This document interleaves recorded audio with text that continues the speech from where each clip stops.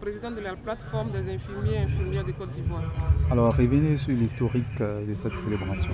La célébration de la journée infirmière a été instaurée depuis les années 1800 grâce à une dame du nom de Florence Nightingale qui a œuvré pendant la guerre de Crimée pour les malades, de par ses actions de l'hygiène, de l'alimentation. Elle a pu réduire de moitié le taux de mortalité sur les champs de bataille. Donc c'est en honneur de cette dame-là que chaque année est célébrée la Journée internationale des infirmiers et infirmières. C'est une journée de mérite aussi. Je dis merci à toutes ces infirmières qui sont dans les 4 coins du monde, aussi bien en Côte d'Ivoire, dans les zones lointaines, de Sinématiali, de Tiapoum, de Bayota, de Mans, pour leur dire merci pour le travail qu'elles font aux côtés de la population. Merci aussi à Madame la ministre qui ne ménage aucun moyen pour permettre à ces infirmiers et infirmières de travailler dans des conditions décentes.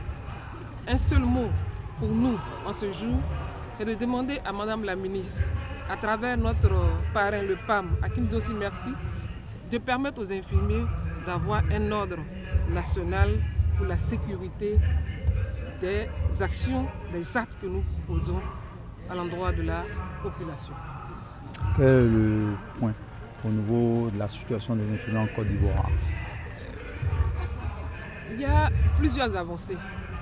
Comme je l'ai dit tantôt, il y a l'avènement du système LMD au niveau de l'INFAS qui permet aux infirmiers maintenant d'accéder au master en soins infirmiers. Ça, c'est une avancée. Il y a bientôt la prime de logement qui sera octroyée aux infirmiers. Il y a la question du profil de carrière qui est aussi pris en compte. Mais la question essentielle et épineuse pour nous, c'est la question de l'ordre des infirmiers qu'on doit mettre en place. Parce que toute discipline qui se respecte a besoin d'un ordre pour pouvoir réguler les actes que nous posons. 12 000 infirmiers, plus de 12 000, j'allais le dire. Plus de 12 000, alors, plus de 20 000 infirmiers, aussi bien dans le secteur public que dans le secteur privé. Alors, comment vous arrivez à coordonner tout ceci pour de meilleurs résultats au bénéfice des patients? L'essentiel de la coordination passe d'abord par la formation. Si nous avons la formation, nous pensons que les infirmiers peuvent produire des actes de qualité. Et c'est dans cette vision-là que nous remercions Madame la directrice de l'INFAS pour l'innovation qu'elle met en place. Elle a permis aujourd'hui que notre école soit une école d'excellence à vocation sous-régionale. Les autres pays viendront se former chez nous. Ça, c'est déjà très important pour nous. À côté de cela, il y a les différents prix que nous glanons à travers le monde. Aujourd'hui, c'est le prix de la reconnaissance pour les actes posés.